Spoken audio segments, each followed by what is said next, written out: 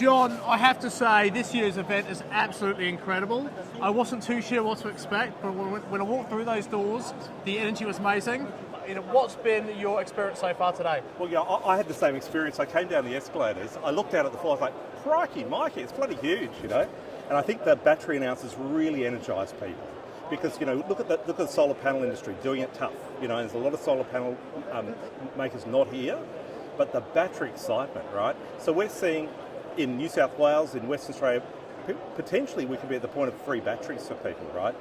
We go off, right? What that does is not just do batteries, but it actually is a new wave of solar, as everyone says, actually I need a bigger solar system, or I don't have it, and I want both, So it's a big boost to the industry. It really is one step closer to achieving net zero and also 100% renewable Australia, which is really what warms my heart. I think, for us, we've been praying for federal intervention on batteries for so many months, in fact years, and obviously the cost of lithium and lithium phosphate, which is just an amazing technology, has come down considerably, which is brilliant.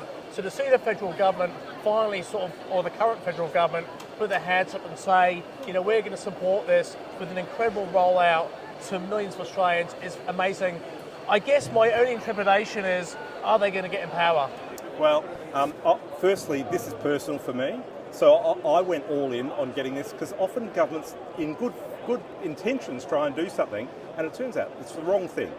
This is the right thing. And so I've cashed in a lot of chips. I've worked since October, talking with the federal government, talking them through their questions and concern, providing a lot of data and backup, and I've been pretty confident for some time that this was coming. I've said that publicly, and of course it's here. At the end of the day, though, at this election, it's a sliding doors moment for all of us. We have two distinct visions of the future for Australia. One is a vision where renewables get capped at 54%, basically what we do next year until 2050, right? Peter Dutton will stand up and say, mission accomplished, right? We'll see no COP, a pulling out of the Paris Agreement. He'll be a Prime Minister who says that solar panels aren't up to the job, that wind farms, offshore wind farms should be banned, and that's what they'll do.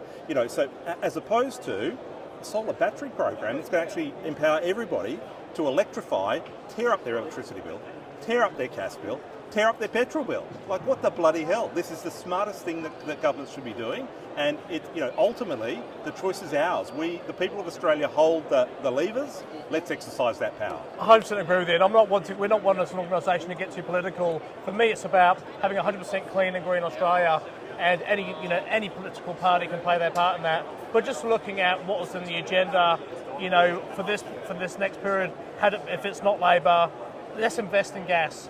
Let's put nuclear on the table and spend billions of dollars trying to work out how to do it, never mind implement it, and let's cap renewable energy, which makes absolutely no sense whatsoever, given that's what we've been doing for the last 20 years. I'll tell you something else. Our members, we're a peak industry body, right? So our members are 1,200 companies. Companies are naturally conservative leaning, But my theory of change is, unless we whack them so hard, they're not going to change their view on this stuff. We need to set them back so far that they're like, we can't keep going with this anti-climate change, anti-renewables agenda. We have to embrace it, and mate, you and I would be the happiest men in Australia if that happened. Absolutely. I've got a curly question for you. Yep.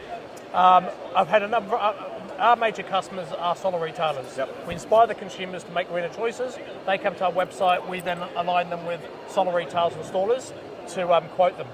One of the concerns that's come to me from our customers, our solar retailers, is we were making such good momentum with selling batteries and installing batteries. This announcement, no matter how amazing it is from July, what happens in the next 3 months? Mate, you're a storyteller, and marketing is about telling a story.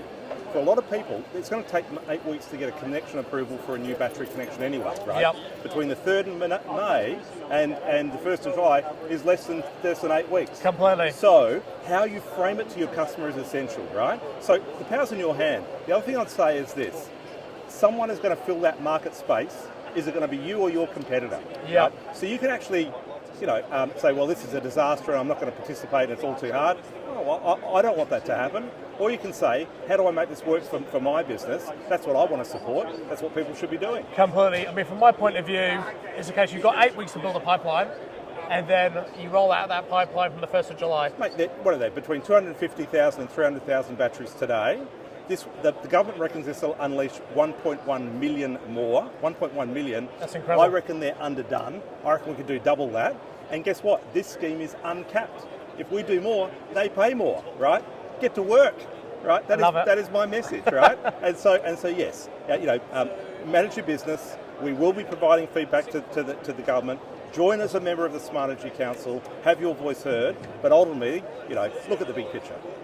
Good call. Well, look, thank you so much for the time today, and well done once again. Another incredible year, another incredible exhibition. You've done so well. Mate, always great to have you here. Thanks, John. Cheers.